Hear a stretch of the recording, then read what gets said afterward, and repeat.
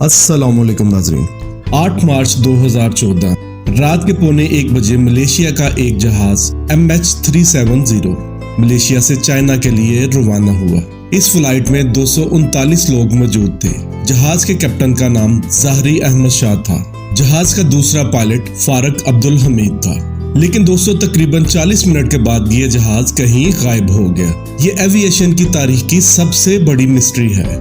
दोस्तों, 40 मिनट उड़ने के बाद ये जहाज एक पॉइंट पर पहुंच गया जिसे एगारी कहते हैं। ये जगह वियतनाम का बॉर्डर है। मलेशिया में एयर ट्रैफिक कंट्रोलर ने पायलट्स को कहा कि ये वियतनाम के एयर ट्रैफिक कंट्रोलर से बात करें, क्योंकि ये जहाज वियतनाम के बॉर्डर के पास था। लेकिन दोस्तों, इसके बाद ये जहाज यहाँ से अचानक रडार से गायब हो गया। चाइना में लोग एयरपोर्ट पर अपने प्यारों का इंतजार कर रहे थे।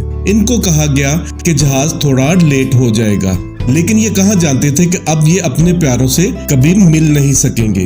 घंटे गुजरते गए और लोगों की बेचैनी में इजाफा होता गया और फिर इनको बताया गया कि ये जहाज कहीं लापता हो गया है। मलेशिया के मिलिट्री रडार में ये देखा गया कि ये जहाज अपने रास्ते से हट गया था। ये जहाज उड़ते हुए अचानक से लेफ्ट की जानब मुड़ गया था। ये जहाज 180 डिग्री तक घूम गया और वापस मलेशिया की जानब उड़ना शुरू हो गया था। अब ये कितनी अजीब बात है कि एक जहाज जिसको चाइना की तरफ जाना था वो अपने रास्ते से हटकर वापस क्यों मुड़ गया था।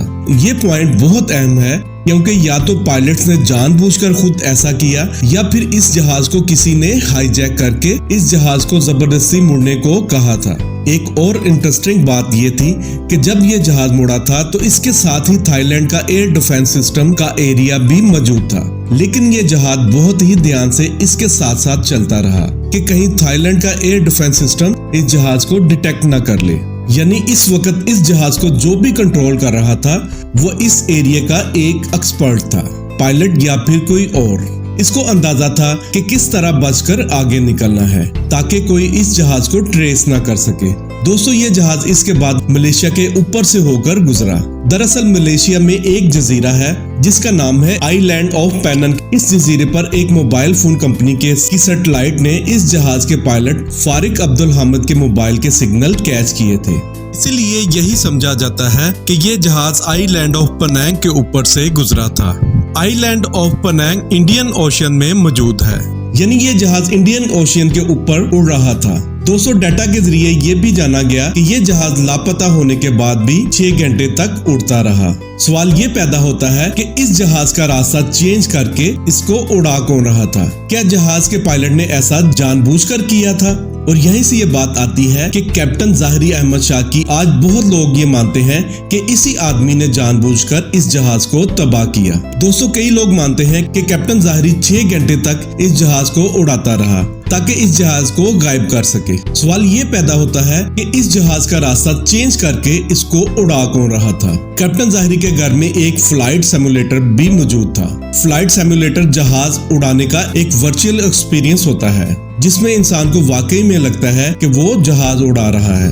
ये जहाज उड़ाने से पहले कैप्टन ज़ाहरी ने अपने फ्लाइट सिमुलेटर में इसी तरह के रूट में जहाज उड़ाया था। इसलिए सबसे ज्यादा शक कैप्टन ज़ाहरी की तरफ जा रहा है कि इसी ने जानबूझकर जहाज को मोड़ा था। दूसरी थ्योरी ये थी कि कहीं इस जहाज को हाईजैक न कर लिया गया हो और पायलट्स को जबरदस्ती इस जहाज को मोड़ने का कहा गया हो। इस जहाज में 2 ऐसे लोग भी मौजूद थे जो चुराए हुए पासपोर्ट के साथ सफर कर रहे थे। लेकिन नाजरीन, इन्वेस्टिगेशन के बाद पता चला कि ये जर्मनी पहुंचना चाहते थे ताकि वहां अजाइलम यानी पनाह ले सके। यानी हाईजैकिंग वाली थ्योरी शायद इतनी ठीक नहीं है और इसीलिए सारा शक कैप्टन ज़ाहरी पर ही जाता है। लेकिन जाहिर है कि यकीन से कुछ कहा नहीं जा सकता, ये सिर्फ एक इल्जाम है। बहरहाल इस जहाज ने आइलैंड ऑफ पेनन से राइट साइड पर टर्न लिया था। इस जहाज को मोड़कर एक ऐसे रास्ते पर उड़ाया जा रहा था जहां किसी की नजर गई ही नहीं। इसलिए बार बार यही बात सामने आती है कि इस जहाज को कोई एक्सपर्ट पायलट उड़ा रहा था जिसको पता था कि जहाज को कैसे और किस रास्ते पर गायब करना है। ये जहाज यहाँ से एक और पॉइंट वेम्पी की तरफ उड़ गया और वहाँ से एक और पॉइंट मिकार की तरफ जाने लगा। इस वक्त रात के तकरीबन 2:30 बज चुके थे। अब ये बात तो काफी श्योरिटी के साथ कही जा सकती है, इस जहाज को जानबूझकर क्रैश किया गया। क्रैश करने वाला पायलट था या कोई और, ये कोई ठीक से बता नहीं सकता।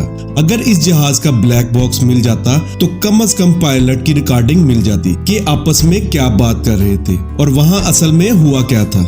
नाजरीन, ब्लैक बॉक्स में पायलट्स की सारी बातचीत रिकॉर्ड हो रही होती है और क्रैश होने के बावजूद ये ब्लैक बॉक्स बिल्कुल सही सलामत बच जाता है। बाद में इस जहाज के कुछ हिस्से इंडियन ओशियन से मिले थे, जिस जगह पे ये जहाज क्रैश हुआ था। नाजरीन, ये इस जहाज के विंग का हिस्सा था। मलेशियन प्राइम मिनिस्टर ने इस बात को कंफर्म भी किया था कि ये जहाज इंडियन ओशियन के साउथ में क्रैश हुआ था, लेकिन आज भी इस जहाज को ढूंढा नहीं जा सका। कई मुल्कों ने अरबों रुपए लगाकर इस जहाज के रैगिश को ढूंढने की बहुत कोशिश की है, लेकिन समुद्र इतना बड़ा है कि इस जहाज को ढूंढना बहुत ज्यादा मुश्किल है।